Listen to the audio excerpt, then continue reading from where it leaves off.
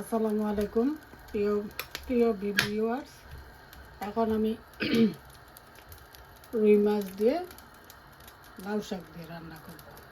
প্রথমে আমি তেলটা দিয়ে দিলাম। আমি সবসময় সরিষার তেল খাই। বাঙালি দোকানে অনেক দিন পরে লাউ শাক আসছে।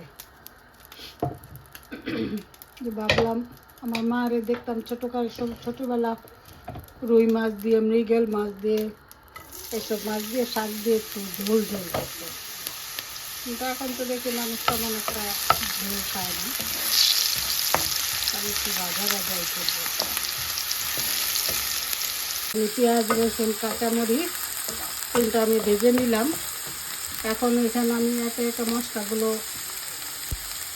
অ্যাড করব। প্রথমে দিয়ে দিলাম লবণ,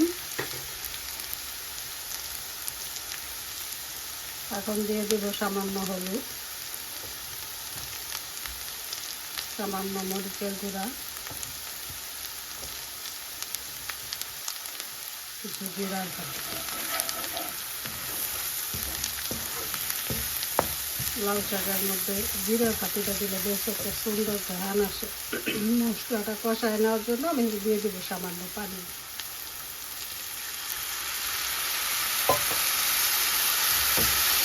এখন এর মধ্যে দিয়ে দেবো লাউ শাক।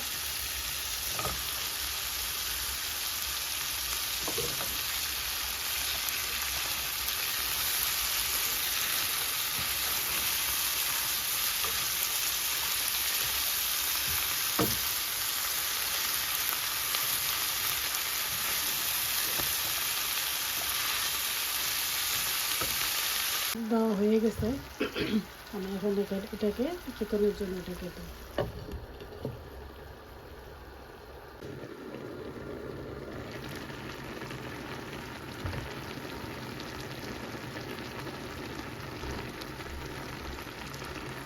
বেশ পানি উঠছে শাকের ভিতরে।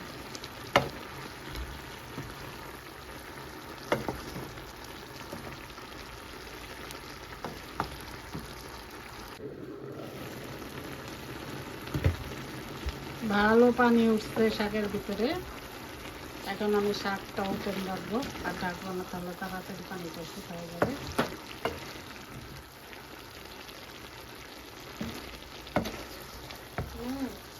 বলো না, বলো।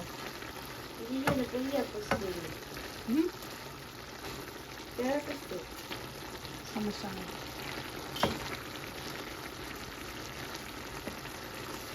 আমার লাউ দিয়ে রুই মাছ, লাউ শাক দিয়ে রুই মাছ, পানিও শুকায় গেছে।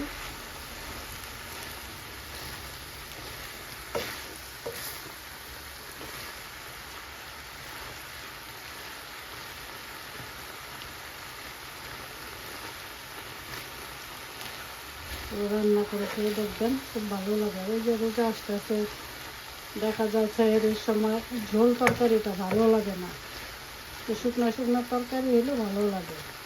তখন এইভাবে শাক দিয়ে রুই মাছের মাথা অথবা পিস সব কিছু রান্না করে খাবেন, ভালো লাগে।